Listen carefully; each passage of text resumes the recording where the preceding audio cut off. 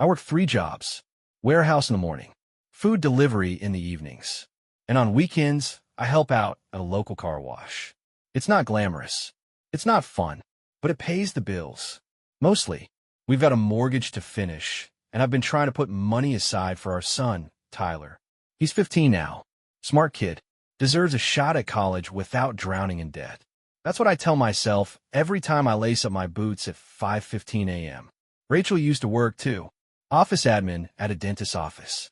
She quit about 2 years ago. Said it was too stressful, that she needed to focus on her mental health. I didn't argue. She said she'd look into getting help, therapy, self-care, yoga, all that stuff. I said okay. I always said okay. It's not that I didn't notice things were changing. I did. She started sleeping in later. Didn't really cook much anymore. Her phone was always on her. And she never smiled the same way she used to. Not with me, anyway. But I figured maybe she was just tired. Burnout. People go through stuff. I thought she needed space, and I was giving it to her. Besides, I didn't have time to think too hard. When you're always working, you don't get much time for reflection. I'd come home, kiss her on the cheek, eat leftovers or microwave something, and fall asleep in the chair half the time. That was my life. She started seeing this therapist, or so she said, some guy named Dr. Reed. She said he helped her feel calmer, more in control. Sessions were twice a week, sometimes 3, always in the evenings. She asked if I could cover the bill. Said it wasn't covered by insurance. I didn't even blink. Just said, whatever you need. That's what you do when you love someone, right? At least, that's what I thought. One night, I came home from the car wash around 8:30. House was quiet. Tyler was in his room, probably gaming. Rachel was out, at therapy, supposedly. I took a shower, warmed up a slice of pizza, and settled in. Her phone buzzed on the kitchen counter. She'd forgotten it. I didn't touch it. I'm not that guy. But the name that popped up on the screen made my stomach turn. Reed, and the message? Tonight was amazing. Can't stop thinking about it. I just stood there, staring at that glowing screen like it was going to explode. I didn't open it. Didn't need to. My gut did all the work. My wife's therapist was texting her like a man who wasn't thinking about mental health. I put the phone back down and walked out to the porch. Sat in the dark. Tried to make sense of it. Maybe it was just a bad joke. Maybe I'm misunderstood. Maybe, but deep down I knew better. I've been killing myself working for this family. Working for her. And while I was wiping sweat off my face at the car wash, she was spending evenings getting healed by a guy who texts her like that. That was the first crack. I didn't confront her that night. I didn't say a word. But something in me shifted. I started watching. And it didn't take long before I saw a whole lot more. The first time Rachel said she wanted to focus on healing, I didn't question it. She'd been off lately. Tired. Snappy.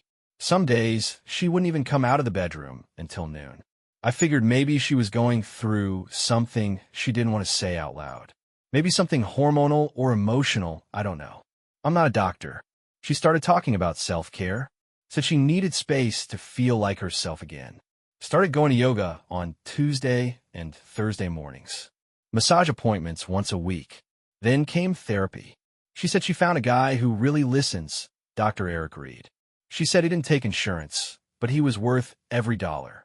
I asked her once if maybe a female therapist would be more comfortable for her. She laughed. What's the difference? It's not about who they are, it's about what they help me with.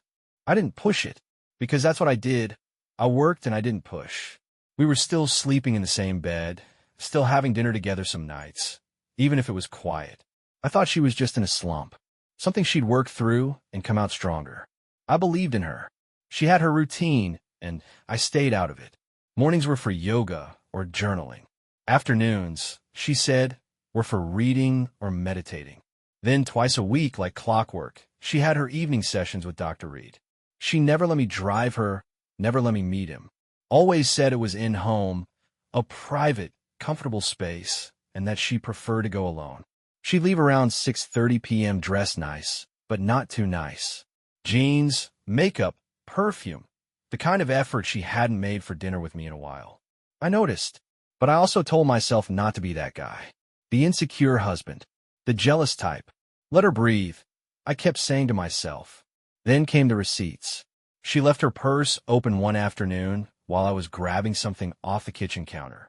A folded slip from a hotel, not a therapy office, was sticking out of the pocket. I didn't snoop. I didn't dig. But I saw the name printed in bold across the top. Hillgate Inn. Dated just 2 days earlier. I remember standing there, looking at that paper, feeling like someone slowly let the air out of the room. Hillgate's not even in town. It's a 35-minute drive out past the interstate. No medical offices out that way. No clinics. Just a few fast food joints and motels that rent by the hour or the night. She told me she was at therapy that night. I said nothing. Again, I slipped the paper back where it was, zipped up her purse, and walked outside. Mowed the lawn even though it didn't need it. I just needed to do something. That night, I laid in bed with her beside me. She was already asleep, or pretending to be. I stared at the ceiling and thought about all the times I skipped lunch so I could take extra shifts. All the times I said no to hanging out with friends, or watching the game, or doing anything just so we'd have a little cushion in the bank.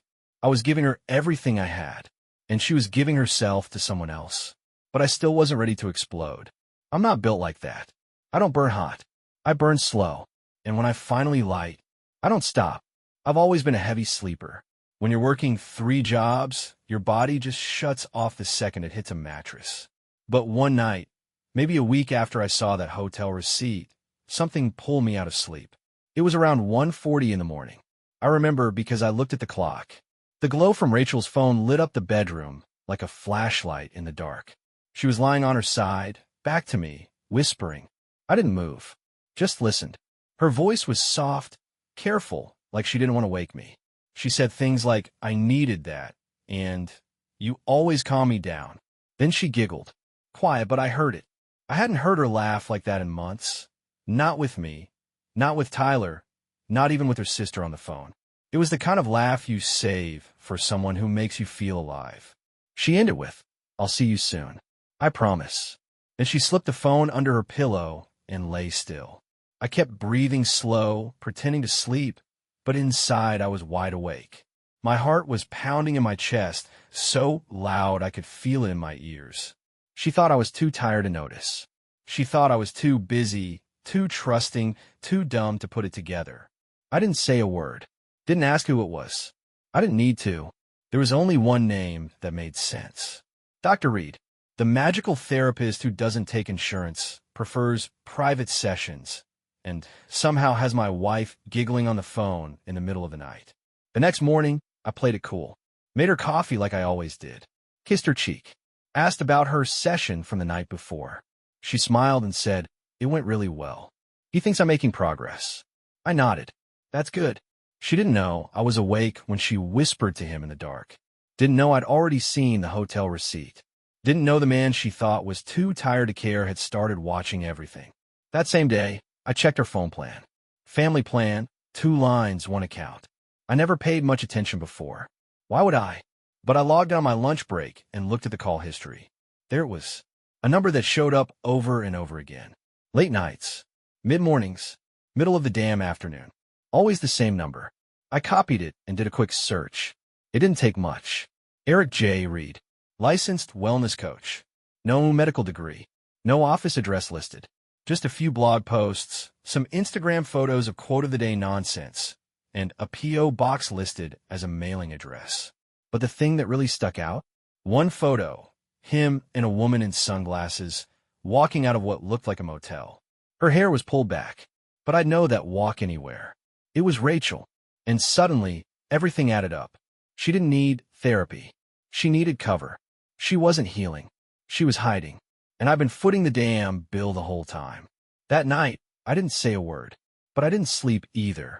I lay awake, staring at the ceiling again, feeling something new. Not sadness, not confusion, just steel. Like the last piece of the puzzle had finally clicked into place. And I was done guessing. After that night, something in me shut off. Not in a loud way. Quiet. Focused. I wasn't just suspicious anymore. I knew. Knew what she was doing. Knew where her money was going. Knew who she was giving her time, her body, her smile to. And it sure as hell wasn't me. But I didn't confront her. Not yet. I needed everything lined up. Every detail. No doubts.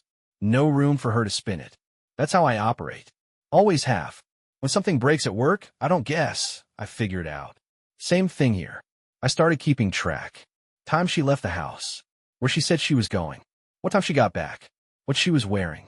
What mood she was in. She always left smelling like coconut lotion and came back like someone else's cologne. I opened a drawer in my desk and started collecting receipts. She wasn't careful. She'd leave little slips in her purse, in the laundry, even in the trash. Hotel names. Fancy coffee shops 45 minutes away. One from a spa that offered couples packages. Dated for a Tuesday morning, a day she said she was going to yoga. I built a little folder. Not to use as revenge. I'm not that kind of man. But because I needed to be sure, I started noticing patterns. Tuesdays and Thursdays were yoga. Evenings on Wednesdays were therapy. Saturday afternoons, grocery runs. But the gas mileage never matched. We live 10 minutes from the store, not 50. One night, she left her laptop open. She never let it sit unlocked before, but I guess she thought I was too tired to notice. I clicked open her browser and typed the letter H. The autofill told me everything. Hilgotin. Eric Reed, coaching blog. How to keep an affair secret. That last one hit me like a gut punch, but I didn't flinch. Not anymore. I took a photo of the screen with my phone. I didn't scroll. Didn't dig. One click was enough. I knew the truth already. This was just paperwork for the truth. That weekend, she said she was going to visit her sister an hour away. I nodded, said drive safe, and watched her pull out of the driveway with her weekend bag in the back seat. She kissed me on the cheek and said, "Don't work too hard." I just smiled. 10 minutes later, I pulled out too. But I didn't head to any job. I followed her. Stayed 2 cars back. Drove slow. Took my time. She didn't go anywhere near her sister's house. She pulled off the highway, headed toward that same motel. The one on the receipts, the one on the call logs, the one I already knew too well by name. I parked across the street in the lot of the gas station. Watch her get out. Watch him meet her at the door. I didn't take pictures. Didn't need to. I just watched. 10 minutes later, they were gone inside. That was it. That was the moment everything stopped being a theory and became fact. And you know what? I didn't feel like crying. I didn't even feel angry. I felt done. Done being fooled. Done giving grace where none was deserved. Done paying for someone else's game. I drove home slow. Calm. No music. No noise. Just the quiet knowledge that this marriage wasn't mine anymore. It was already hers and his. And now, I had to decide what came next. And I already knew. It wouldn't involve begging. It would involve getting up. Sunday morning, she made pancakes. She used to do that back when things were good. Back before the late-night therapy and the solo self-care weekends. I came downstairs to the smell of syrup and sizzling butter. She was humming to herself in the kitchen, flipping flapjacks like nothing had changed.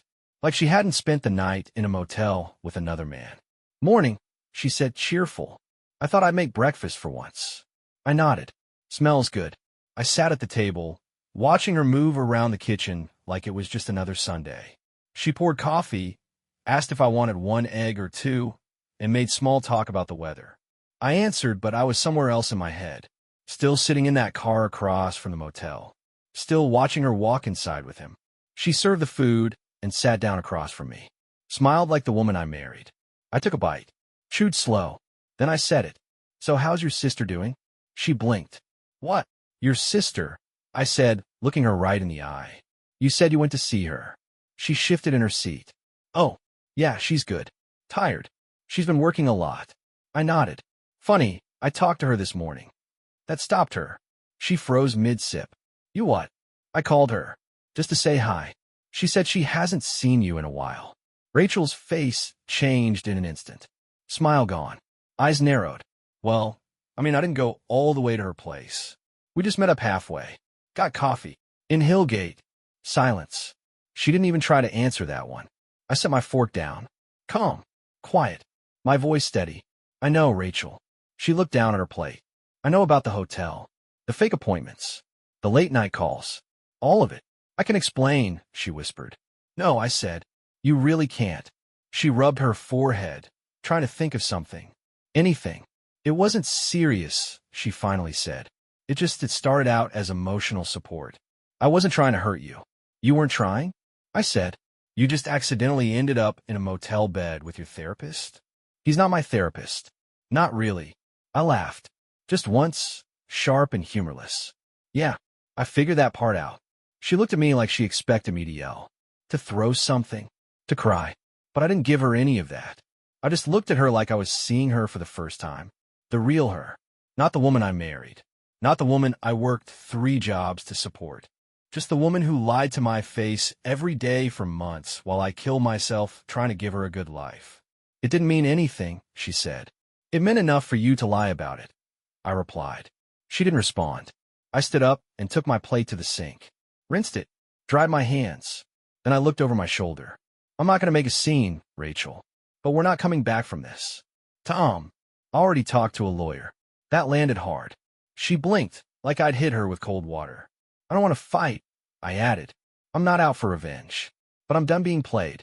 She didn't chase after me, didn't cry, didn't apologize again. She just sat there, staring at her pancakes. And I walked out the door, because once you see the truth, you can't unsee it.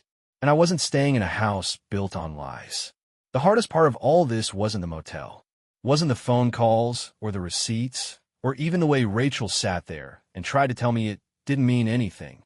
The hardest part was Tyler, 15 years old, smart, observant, and lately quiet in a way that didn't feel like normal teenager stuff. He wasn't just growing up. He was noticing. That Monday after the pancake conversation, I picked him up from school. Just me and him in the truck, the way it used to be when he was little and wanted to ride up front even when it wasn't allowed. We sat in silence most of the drive. Then halfway home, he said, "Are you and Mom fighting?" I kept my eyes on the road. "What makes you ask that?" He shrugged. "She's been weird. You've been weird. The house is quiet." I sighed. "Yeah, buddy. We're going through something. Is it about that guy?" That hit like a brick. I slowed down and pulled into a gas station, parked in the corner away from the pumps. "What guy?" I asked, careful with my words. He hesitated, looked down at his hands. I didn't want to say anything. Thought maybe it wasn't a big deal. "Tell me," I said. "It's okay." He shifted in the seat. "One time when you were working late, a man came by the house. I was in the living room playing Xbox. Mom said it was someone from her support group. He stayed for like an hour. I didn't say a word. She made me stay in my room," Tyler added. "So they had to talk privately." I could feel my throat tighten. My hands gripped the steering wheel, even though we weren't moving. "Did he come by more than once?" I asked. Tyler nodded slowly. "I think 3 times. Maybe 4. I only saw him from the window after that." He looked up at me. "Did Mom do something wrong?" I didn't know what to say. I wanted to protect him from it. From her. But I also wasn't going to lie. Not anymore. "She made a mistake," I said finally. "A big one. One that's going to change some things." He sat with that for a while. Then he said, "Are you guys splitting up?" "Yeah," I said. "Probably." He didn't cry. Didn't yell. Just stared straight ahead. "Is it my fault?" That nearly broke me. "No, son. Not even close. This is between me and her. Nothing you did caused this." He nodded. Looked like he was trying to process too many things at once. "I just want to be normal again," he said, quiet. I reached over and put a hand on his shoulder. "I know. Me too. But sometimes when people don't treat each other right, staying together just makes things worse." He gave his smallest nod. We drove the rest of the way in silence. When we got home, Rachel was in the kitchen pretending to be busy. She looked up when we walked in, eyes full of questions. But Tyler went straight to his room without saying a word. She looked at me. "What did you tell him?" "The truth," I said. "Or enough of it." Her shoulders dropped, like she'd just realized this wasn't just a mistake between 2 adults. This was a wound she'd opened right in the middle of our son's world. And it wasn't going to heal quickly. Maybe not at all. After that talk with Tyler, there wasn't any turning back. Whatever thread was holding the marriage together had already snapped. We just hadn't cleaned up the mess yet. Rachel stayed quiet the next few days. She didn't bring up the motel, didn't try to explain, didn't even ask about the lawyer I mentioned. She walked around like a ghost, going through motions that didn't mean anything anymore. I spent most of my time at work, not because I had to. I could have taken a few days, but because I didn't want to be home. I didn't want to hear the lies in her silence. But something kept nagging at me. Something I couldn't shake. It was that man coming to the house. The motel, The late-night calls, the receipts, all of that hurt. But the thought of him walking into my house, sitting on the couch I paid for, sipping coffee while my son sat in the next room, that lit a fire in me I hadn't felt in a long time. So I did something I never thought I'd do. I put a GPS tracker in her car. Not because I was guessing anymore, I already knew, but because I wanted confirmation. The kind you can't talk your way out of. I ordered a little magnetic tracker online, stuck it under her back bumper early one morning before she left for her self-care day. Then I waited. She left around 9:15 a.m. I watched the app on my phone as the little dot moved out of town, then off the highway, then onto a side road out near the edge of the county. Not toward any spa or yoga place. Not toward her sister's. Straight to Hillgate. She stayed there for 3 hours. I didn't call, didn't follow, just watched the dot stay still. When it started moving again, it didn't head home right away. It went a few blocks over to a coffee shop. I looked up the address. It was his place of business. That wellness coach, Eric Reed. She wasn't being subtle. She wasn't even trying anymore. I took screenshots of everything. Timestamps, routes, location pins. I sent them to my lawyer the next morning. This enough? I asked him over the phone. It's plenty, he said. We'll keep it clean. Quick. Quiet. That's what I wanted. No drama. No shouting match. Just closure. That evening, Rachel came home smiling. She had a bag of takeout in her hands. I thought I'd bring home something nice for dinner. I looked at the bag. Thai food. My favorite. It felt cheap, like a bribe from someone who knew she was cornered. We sat at the table.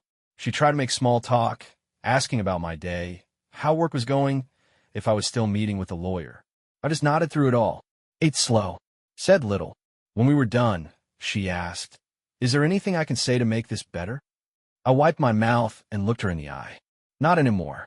She nodded, lips pressed tight, like she'd been holding back something for weeks, and finally realized it wasn't going to work. She didn't cry. I think that bothered me more than anything. Not because I needed her tears, but because I realized she didn't have any left for me. She'd given them all to him. And now, all that was left between us was paperwork. Divorces don't always explode. Sometimes they just end. Quiet. Like turning off a light in an empty room. That's how it felt in our house after everything came out. No screaming. No smashed dishes. Just a silence so deep it pressed against your ears. Rachel stopped pretending after that dinner. She didn't ask me where I was going when I stayed late at work. Didn't try to sit next to me on the couch. Didn't talk much at all. She moved around the house like a guest, careful, distant, avoiding eye contact. We slept in separate rooms. Tyler knew something had changed, but he stopped asking. He kept his head down, grades up, headphones in. I hated that he had to live in this tension, but I was proud of him. He didn't act out. He didn't take sides. He just adapted, like kids do when they don't have a choice. I kept in touch with my lawyer, checked off each step as we moved through the process. Russell said it was one of the cleanest cases he'd handled. She didn't contest anything, he asked me once. Nope, I said. She knows she can't. She didn't want to fight. She knew she'd lose.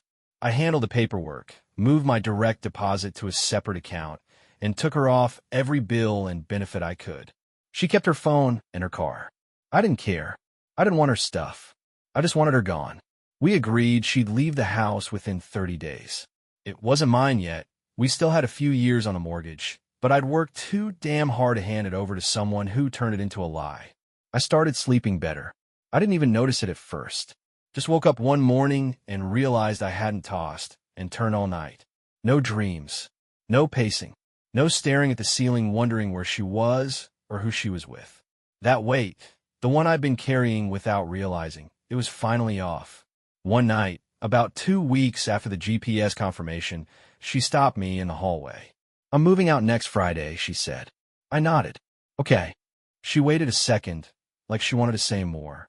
"I just want you to know I didn't plan for it to go this way," she said. I looked at her. Not angry. Not cold.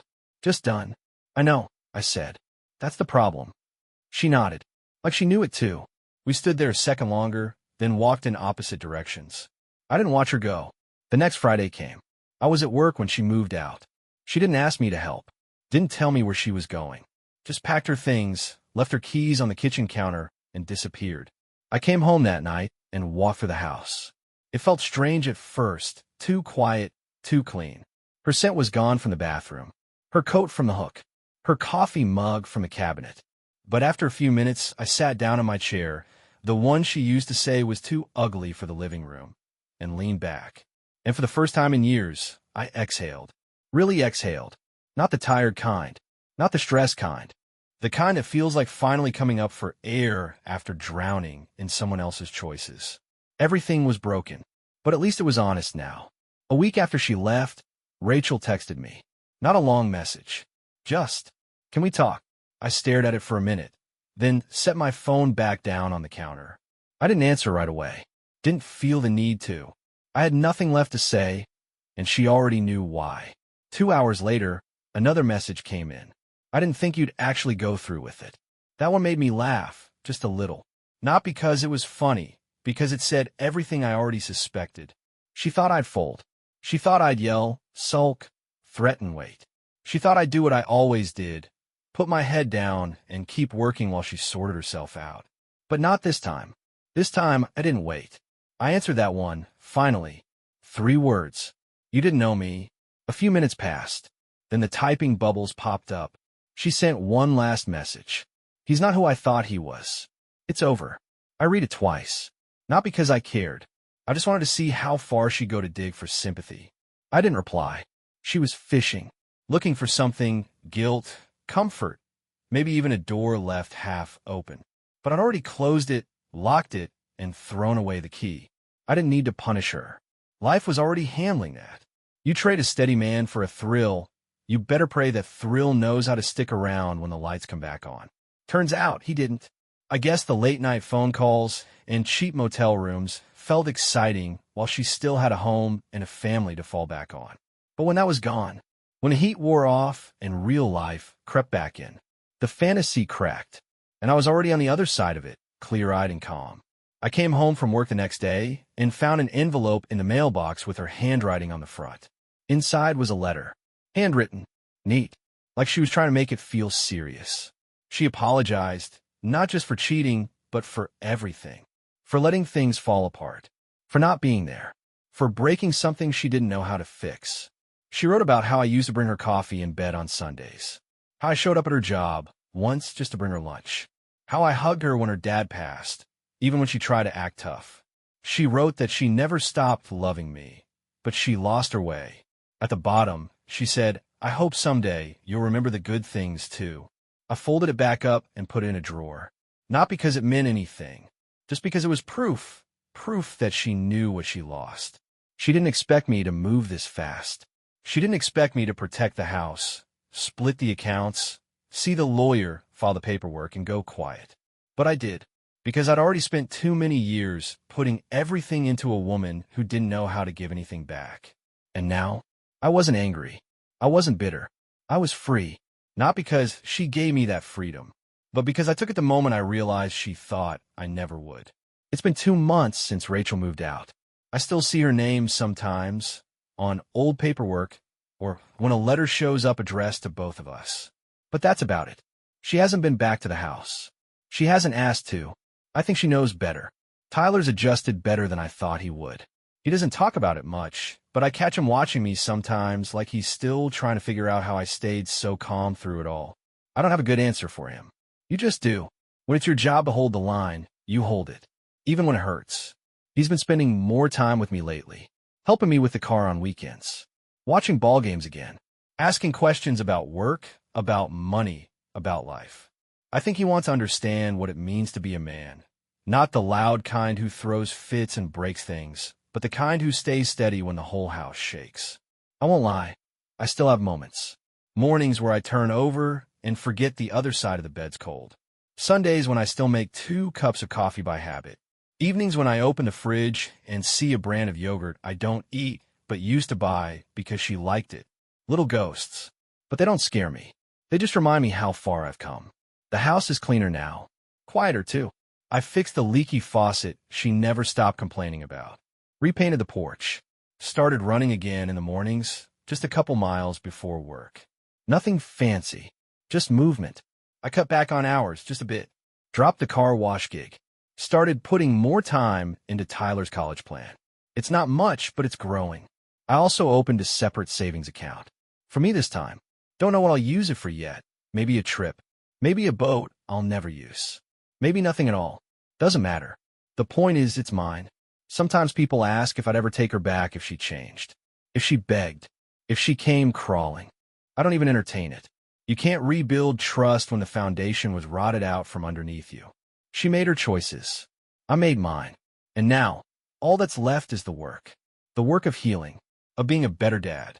Of not carrying the weight of someone else's betrayal like it's part of my identity. I know who I am now. I'm the guy who got up at 5 a.m. and worked himself raw for a family that didn't appreciate it and still came out standing. I'm the man who didn't scream, didn't beg, didn't break. I just walked away with my head high and my boots laced. I still don't smile all the time, but when I do, it's real. And for the first time in a long time, I'm not looking over my shoulder. I'm just moving forward. One quiet, steady step at a time.